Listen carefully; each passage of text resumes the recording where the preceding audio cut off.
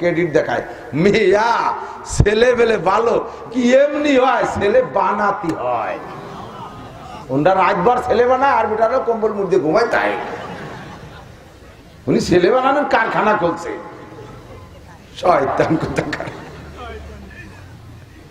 এই কথাগুলো কুফরি কথা পুরুষ মারা গেলে আরে কপাল ৫-৭ মাইল দূরিতে বিড়লির মধ্যে উড়াকান্দির মতো বিটিরা ফ্যান ফ্যানায় নাক মুস্তি মুস্তি কান্তি কান্তি আসতেছে এই বাড়ি এসে ওনার এক নজর দেখবে কি হয় তোমার কিছু হয় না কত গেছে আমাকে ওই জায়গা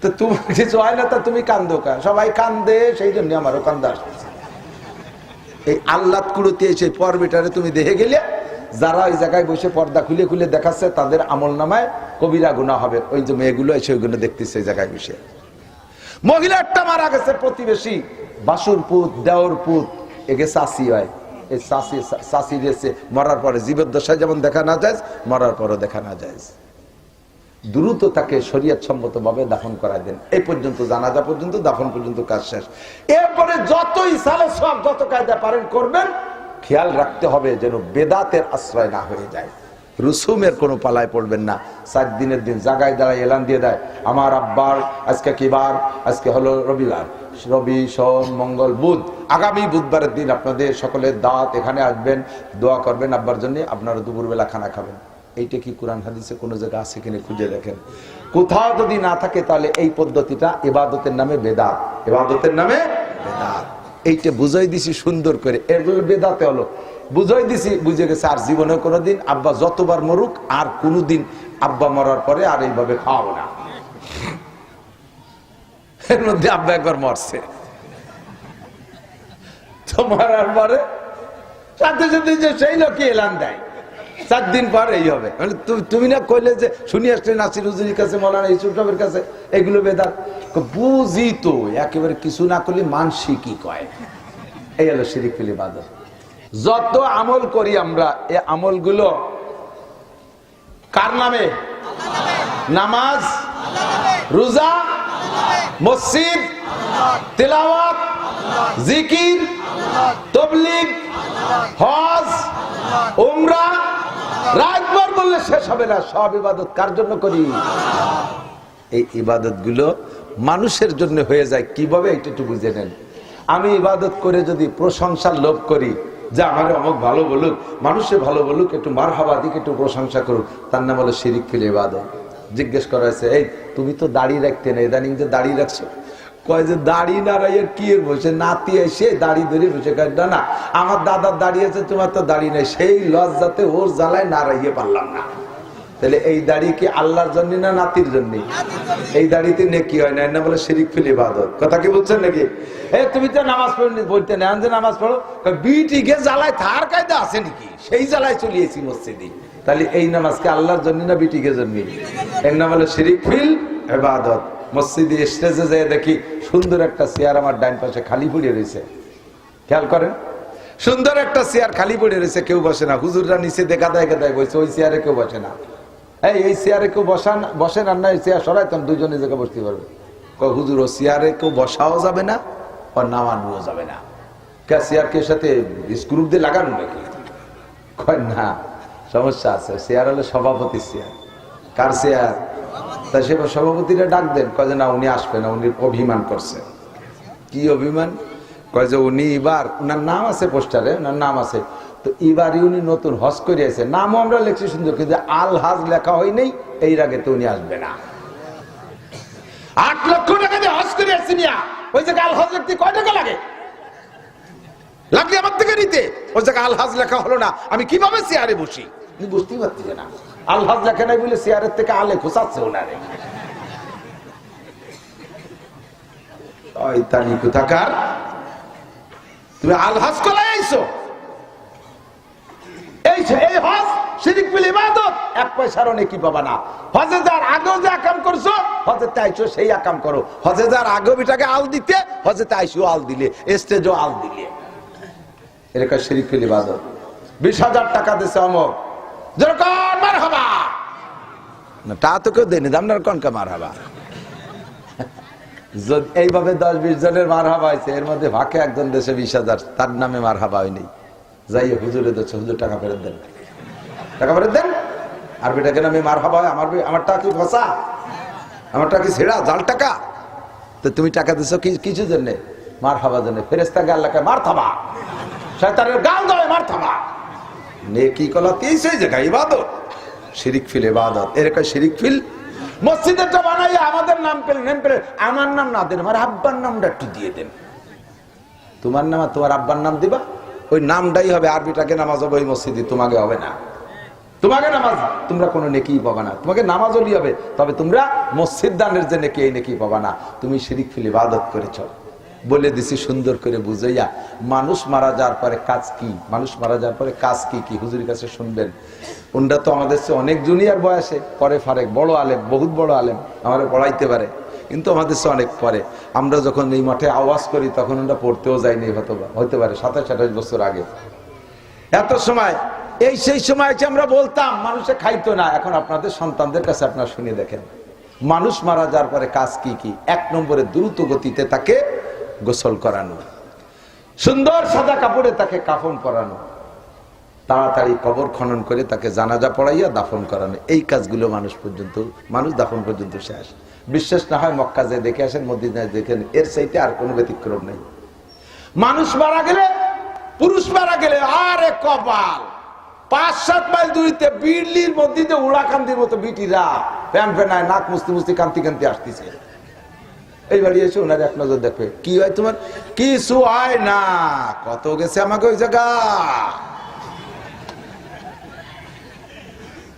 তো তোমার কিছু হয় না, তা তুমি কান্দো কা? সবাই কান্দে, সেই জন্য আমারও কান্দা আসতেছে। এই আল্লাহ কুড়োতে এসে পর্বেটারে তুমি দেখে গেলে, যারা ওই জায়গায় বসে পর্দা খুলে খুলে দেখাচ্ছে, তাদের আমল নামায় কবিরা গুনাহ হবে। ওই যে মেয়েগুলো এসে ওইগুলো দেখতেছে এই জায়গায় বসে। মহিলাটা মারা গেছে, প্রতিবেশী, বাসুর পুত, দেওর পুত, একে চাষি হয়। এই চাষি গেছে মরার পরে, জীবদ্দশায় যেমন দেখা না যায়, মরার পরও দেখা না যায়। দ্রুত তাকে শরীয়ত সম্মত ভাবে দাফন করা দেন। এই পর্যন্ত, জানাজা পর্যন্ত, দাফন পর্যন্ত কাজ শেষ। এরপরে যত ইসালে সব, যত কায়দা পারেন করবেন, খেয়াল রাখতে হবে যেন বেদাতের আশ্রয় না হয়ে যায়। রুসুমের কোনো পালায় পড়বেন না। 7 দিনের দিন জায়গায় দাঁড়ায় এলান দিয়ে দেয়, আমার আব্বার আজকে কি বার? আজকে হলো রবিবার, রবি, সোম, মঙ্গল, বুধ, আগামী বুধবারের দিন আপনাদের সকলের দাওয়াত, এখানে আসবেন, দোয়া করবেন আব্বার জন্য, আপনারা দুপুরবেলা খানা খাবেন। এইটা কি কোরআন হাদিসে কোনো জায়গা আছে কিনা খুঁজে দেখেন। কোথাও যদি না থাকে, তাহলে এই পদ্ধতিটা ইবাদতের নামে বেদাত, ইবাদতের নামে বেদাত। এইটা বুঝাই দিছি সুন্দর করে, এগুলো বেদাতে হলো বুঝাই দিছি, বুঝে গেছে। আর জীবনে কোনোদিন আব্বা যতবার মরুক, আর কোনোদিন আব্বা মরার পরে আর এইভাবে খাওয়াবো না। এর মধ্যে আব্বা একবার মরছে,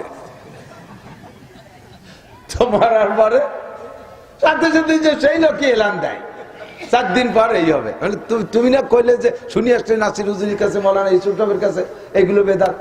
বুঝি তো, একেবারে কিছু না করলে মানসি কি কয়, এই হলো শিরিক ফিল ইবাদত। কাজটা ভালো, কাজটা ভালো, 4 দিনের দিন করতে হবে কেন? 10 দিনের দিন করতে হবে কেন? চলছে করতে হবে কেন? বার্ষিকই করতে হবে কেন? এনি টাইম, এভরিডে, যে কোনো দিন। কবে? তবে অত তাড়াতাড়ি করেন না। ওই বাড়ির মানুষের জন্য 3 দিন শোকের অনুমতি আছে। আর পুরুষ মারা গেলে, তার স্ত্রী থাকলে 4 মাস 10 দিন সে মহাশোকের মধ্যে আছে। 4 মাস 10 দিন শেষ হলো না, সেই বাড়ি একটা আড্ডা করে খাওয়া দাওয়া, কি ফুর্তি, মহিলা পুরুষের আনন্দ ফুর্তি।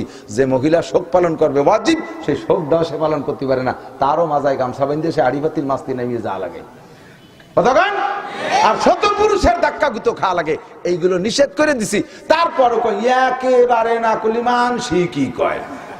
এই মানসি কি কয় মানে আল্লাহ যা কয় কজ্ঞ, মানসি কি কয় সেই হইতে করছি, এর নাম শিরিক ফিল ইবাদত। বুঝা কি গেছে? ইনতাজতানিবু কাবাইর, যদি তুমি কবিরা গুনাহগুলো গুনে গুনে ছেড়ে দিতে পারো, 1 নম্বরে শিরিক, 2 নম্বরে কুফর। কুফর বলে আল্লাহ পাকের নিয়ামত ব্যবহার কইরা শুকর আদায় না করার নাম কুফর। যত জায়গা দেখবেন শুকর, তার এগিয়ে আসে কুফর। লা ইন শাকারতুম লাযিদান্নাকুম ওয়া লা ইন কাফারতুম, শুকরের বিপরীত কুফর। দোয়া কুনুতের মধ্যে পড়বেন, ওয়া নাশকুরুকা ওয়া লা নাকফুরুকা, তোমার শুকর আদায় করি, তোমার কুফরি করি না। তার মানে শুকর আদায় না করার নাম কুফরি। সন্তান, ভালো সন্তান কে দিয়েছে? বলেন আলহামদুলিল্লাহ। সে জায়গায় আলহামদুলিল্লাহ না বলে গর্ব করে, নিজের ক্রেডিট দেখায়। মেয়া ছেলে বেলে ভালো কি এমনি হয়, ছেলে বানাতি হয়। ওনারা রাতভর ছেলে বানায়, আর বেটারও কম্বল মুড়ে ঘুমায়। তাই উনি ছেলে বানানোর কারখানা করছে। শয়তান কোথাকার। এই কথাগুলো কুফরি কথা। ছেলে কি তুমি বানাইছো না আল্লাহ দিয়েছে? মেধাবী কে বানাইছে?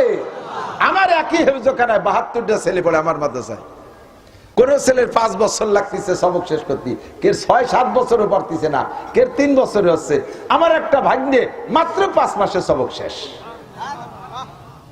150 দিন মাত্র সবক পড়ছে, 30 পারা শেষ। তো এটা কি তার বাপের ক্রেডিট? ছেলে বানাতে হয়। ওটা বানাইছে আর বেটারা বানাই নেই। তুই কি দিয়ে বানাও? কাঠ দিয়ে না ছটায় দিয়ে কি দিয়ে বানাও? এই কথাগুলো কুফরি কথা। আরে মিয়া দান বানাতে হয়, খালি লাগাই ঠিকই হয়।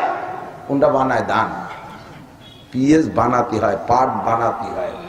এই কথাগুলো কুফরি কথা। আমি এটা করেছি, ওটা করেছি, দেখেন যেদিকে তাকাবেন সেদিকে আমাকে দেখতে পারবেন, খালি করেছি আর করেছি। এরপরে আরো সুযোগ দেন, দেখেন আগামীবার কি করে ছেড়ে দেই। রাস্তাঘাটে খাল বানাই দেবো, 12 মাস কাল নৌকো বেয়ে বেড়াবেন, আসমান ভেঙে জমিনে নামাবো, দেখবেন কিয়ামত ঘটে যাবে, লাঠি নদী বুকুর ভরে ছাড়িয়ে দেবো। এই কথাগুলো সব কুফরি কথা। কি কথা?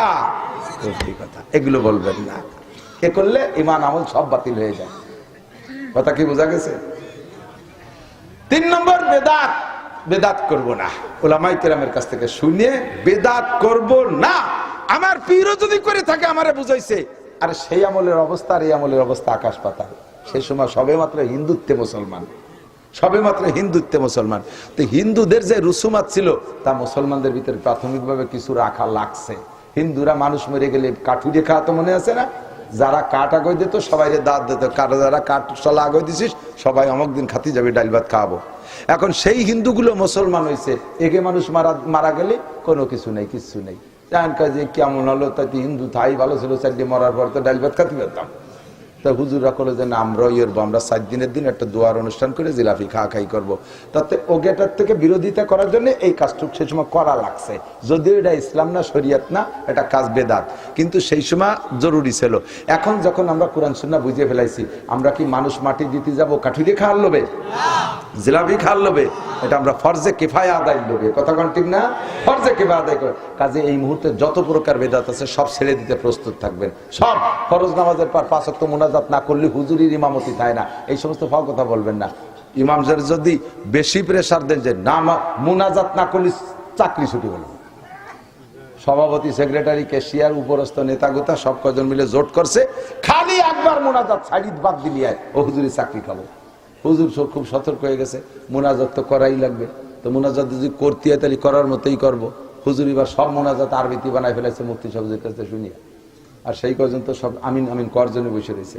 ইমাম সাহেব মুনাজাত করতেছে, আল্লাহুম্মা খুজ আদাই, ওটাকে আল্লাহুম্মা আমিন, আল্লাহুম্মা খুজ আদাই, আল্লাহুম্মা শাত্তিত শামলাহুম, আল্লাহুম্মা মাযযিব জামাহুম, আল্লাহুম্মা দাম্মির দিয়ারাহুম, আল্লাহুম্মা সাব্বিদ উজুহাহুম, আল্লাহুম্মা খুযহুম আখযা আজিজিল মুক্তাদির ওয়া লা তুসাল্লিত আলাইয়া মান লা ইয়ারহামুনা।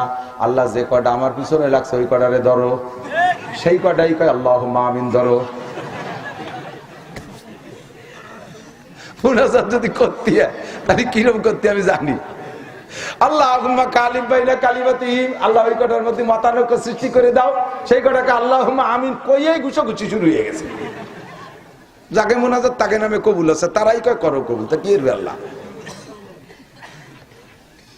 একটু বাড়াবাড়ি দরকার। মুনাজাত হলে আমার মুনাজাত আমার কি কি দরকার সেটা আমি জানি। আমারটা কি ইমাম সাহেব জানে নাকি? ইমাম সাহেবের মুনাজাত করতে দায়িত্ব দিছি, ইমাম সাহেব তার মা বাপরে বেচতে ফাটাই দিচ্ছে, তার বউ সালমি অসুস্থ, তাকে সুস্থ বানাই ফেলেছে, ওনার অভাব আছে, তাদের নিয়ে যাচ্ছে। আমার কথা একটা আবার কলই না, অথচ আমার টাইতে মুনাজাত করতেছে। ফরজ নামাজের পরে আপনি করেন, একা একা করেন, আপনার অনেকক্ষণ ধরে ইমাম সাহেব আল্লাহুম্মা আমিনকে মুখ মুছে ফেলাইছে, আপনি সেই সাথে সাথে আপনার তো কতটা বাইর হয়ে গেছে। উনি মোছে মুসুক, আমার তো যা যা আছে সব আমি কব, পরে আমি যে সময় মুসার দরকার সেই সময় মুসবো। কতক্ষণ নামাজের ভিতরে অনুসরণ জরুরি, মুনাজাতের মধ্যে তো একা জরুরি না। উনার মুনাজাত যে করা দরকার তা কয়ে গেছে, উনি মুখ মুছে ফেলেছে। আমার তো বাইর হয়েছে আর কুড়িয়ানি জানো যে সুন্নত পড়েন, আমার কটা আমি কইয়ে আসি, আমার কটা আমি কই। আল্লাহ আমার সে বড় মেয়েটার তো বিয়ে হলো না, তার বয়স 39 বছর, এই কে কি রাজায় এই কথা তো বাহির হয়েছে, সেটা কবেন না আল্লাহর কাছে। আমার নানটু যাই ইটালি আটকে গেছে যে লিবিয়ার সাগরের মধ্যে, আল্লাহ তুমি তারে তাড়াতাড়ি, ইমাম সাহেব কি তাই কইছে? সেগুলো কর্ণে কবেন, ওনার সাথে সাথে তো মুখ উইসে আইটে চলে গেছে, আসল কথা তো বাদ রয়ে গেছে। আমি কি বুঝাতে পারছি? আমার ভাইরাল হওয়ার দিন শেষ, যা বোঝার দরকার তাই বলার জন্য মাঠে নামছি। এই জরুরি কথাগুলো মনে রাখবেন। ইনতাজতানিবু কাবায়ের, কবিরা গুনাহ ছাড়েন, নুকাফির আনকুম সাইয়্যাতিকুম, সুদ খাওয়া কবিরা গুনাহ, ঘুষ খাওয়া কবিরা গুনাহ, জিনা করা কবিরা গুনাহ, দাড়ি কাটা কবিরা গুনাহ, বিড়ি সিগারেট কবিরা গুনাহ, মদ গাঁজা ইয়াবা ফেনসিডিল কবিরা গুনাহ, বড় বড় এগুলো সব চোখের সামনে দেখা যায়। বেপরদা করা কবিরা গুনাহ, অর্ধ উলাঙ্গিনী করে বউ বাচ্চাকে রাস্তাঘাটে ঘুরানো ফিরানো কবিরা গুনাহ, বাড়ির মধ্যে দিয়ে কোনো পর্দা নাই, বাসুরপুর দেওয়ার পর ব্যাগ নিয়ে এরা এসে মামিকে দেখতেছে, চাচিকে দেখতেছে, মায়ের সাথে সাক্ষাৎ, স্বাস্থ্য বোন ভাই বোন, এগুলো কিচ্ছু ভ্রুক্ষেপ করে না, এগুলো সব কবিরা গুনাহ। এই কবিরা গুনাহগুলো ছেড়ে দেন। পুরুষরা টাকনুসিয়ে কাপড় পরা কবিরা গুনাহ, দাড়ি কাটা কবিরা গুনাহ, তারপরে ফ্রান্স কাটিং, ইটালি কাটিং, ওই মেসি কাটিং, চুল দাড়ি মোছ রাখা, এগুলো কবিরা গুনাহ। যত কবিরা গুনাহগুলো আছে সবগুলো ছেড়ে দেন। আল্লাহ পাক বলেন নুকাফির আনকুম সাইয়্যাতিকুম, তোমার জীবনে সব সগীরা গুনাহ আমি মাফ করে দেব। ওয়া নুদখিলকুম মুদখালান কারীমা, তোমাকে সম্মানের সাথে আমি জান্নাতের আলা মাকামে পৌঁছাইয়া দেব। সুবহানাল্লাহ।